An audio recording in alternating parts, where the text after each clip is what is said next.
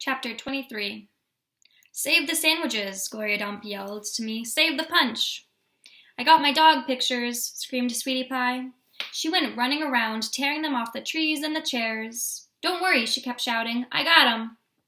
I grabbed the platter of egg salad sandwiches, and the preacher grabbed the punch, and we ran into the kitchen with them.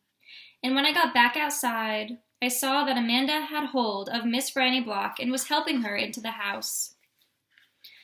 Miss Franny was so teetery in her high heels that the rain would have knocked her right over if Amanda hadn't helped hold on to her. I grabbed Gloria Dump's arm. "I'm all right," she said, but she put her hand on my arm and held on to me tight. I looked around the garden before we left. All the crepe paper was melted and the candles were out, and then I saw Otis. He was standing there by his jar of pickles, looking down at his feet. "Otis," I hollered at him over the rain. "Come on, we're going inside." When we got in the kitchen, Amanda and Miss Franny were laughing and shaking themselves like dogs. "What a downpour," said Miss Franny. "Wasn't that something?" "That came right out of nowhere," said the preacher. "Woo-wee," said Gloria. "Dog," squawked Gertrude. I looked at her. She was sitting on the kitchen table. The thunder was really booming and cracking. "Oh no," I said. I looked around the kitchen. "Don't worry," said Sweetie Pie. "I saved them dog pictures. I got 'em right here." She waved around her wad of magazine pages. "Where's Winn-Dixie?" I shouted. "I forgot about him. I was just thinking about the party, and I forgot about Winn-Dixie. I forgot about protecting him from the thunder." "Now, Opal," said the preacher, "he's probably right out in the yard, hiding underneath a chair. Come on, you and I will go look." "Hold on," said Gloria Dump. "Let me get you a flashlight and some umbrellas."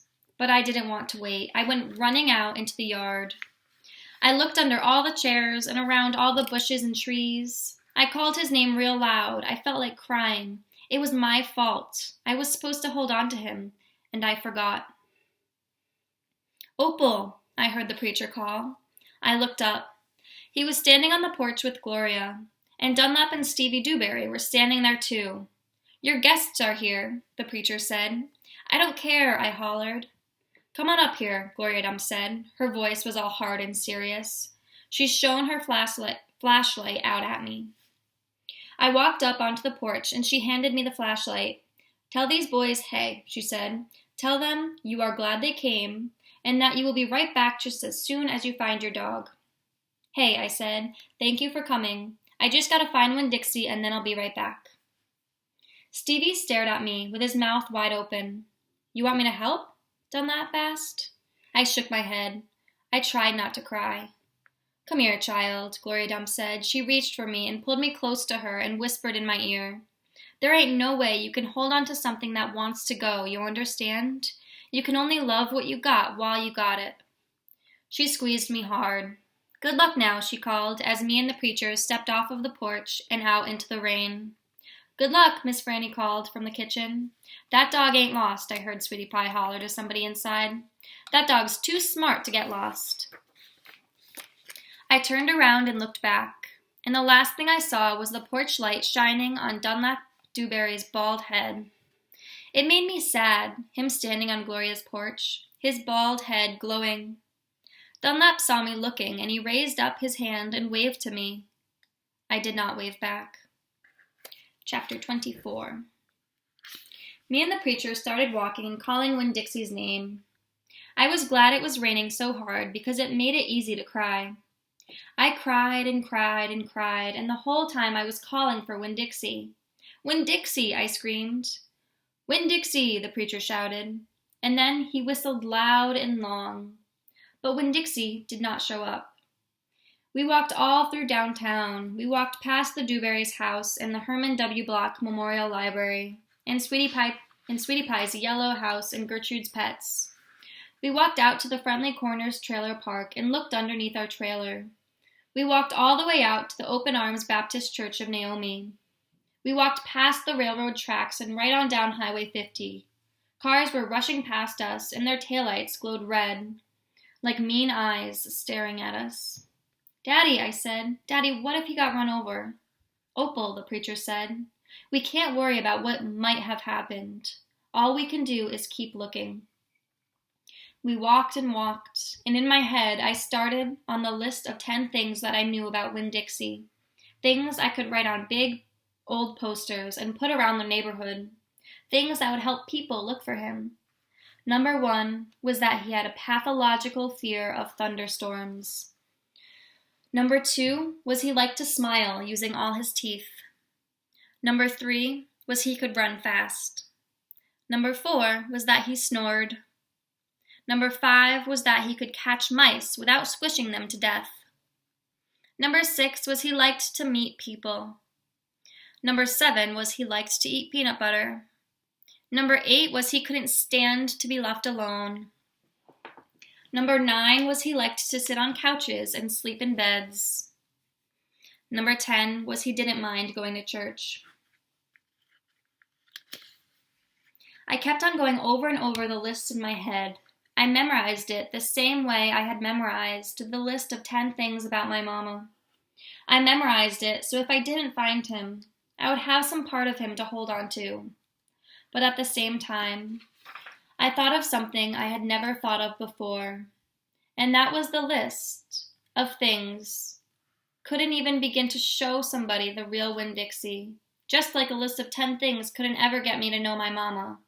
And thinking about that made me cry even more. Me and the preacher looked for a long time, and finally we had to quit. But Daddy, I said, Winn-Dixie's out there somewhere. We cannot leave him. Opal, the preacher said, we have looked and looked, but there's only so much looking we can do. I can't believe you're going to give up, I told him. India, Opal, the preacher said, rubbing his nose, do not argue with me. I stood and stared at him. The rain had let up some. It was mostly a drizzle now. It's time to head back, the preacher said. No, I told him, you go ahead and go, but I'm going to keep on looking. Opal, the preacher said in a soft voice, it's time to give up. You always give up, I shouted. You're always pulling your head inside your stupid old turtle shell. I bet you didn't even go out looking for my mama when she left. I bet you just let her run off too. Baby, the preacher said, I couldn't stop her. I tried. Don't you think I wanted her to stay too? Don't you think I miss her every day? He spread his arms out wide and then dropped them to his sides. I tried, he said. I tried. Then he did something I could not believe. He started to cry. The preacher was crying. His shoulders were moving up and down, and he was making snuffly noises. And don't believe that losing Winn-Dixie doesn't upset me as much as it does you, he said. I love that dog. I love him too. Daddy, I said. I went and wrapped my arms around his waist. He was crying so hard he was shaking. It's all right, I told him. It's okay. Shh. I said to him like he was a scared little kid. Everything will be okay. We stood there hugging and rocking back and forth, and after a while the preacher stopped shaking, and I still held on to him. And I finally got the nerve to ask the question I wanted to ask. Do you think she's ever going to come back? I whispered. No, the preacher said. No, I do not. I've hoped and prayed and dreamed about it for years, but I do not think she will ever come back. Gloria says that you can't hold on to anything, that you can only love what you've got while you've got it. I'm not ready to let Winn-Dixie go, I said. I had forgotten about him for a minute, what with thinking about my mama. We'll keep looking, said the preacher. The two of us will keep looking for him. But do you know what? I just realized something, India Opal. When I told you your mama took everything with her, I forgot one thing, one very important thing that she left behind. What? I asked. You, he said. Thank God your mama left me you. And he hugged me tighter. I'm glad I've got you too, I told him. And I meant it. I took hold of his hand and we started walking back into town, calling and whistling for Winn-Dixie the whole way. See you tomorrow.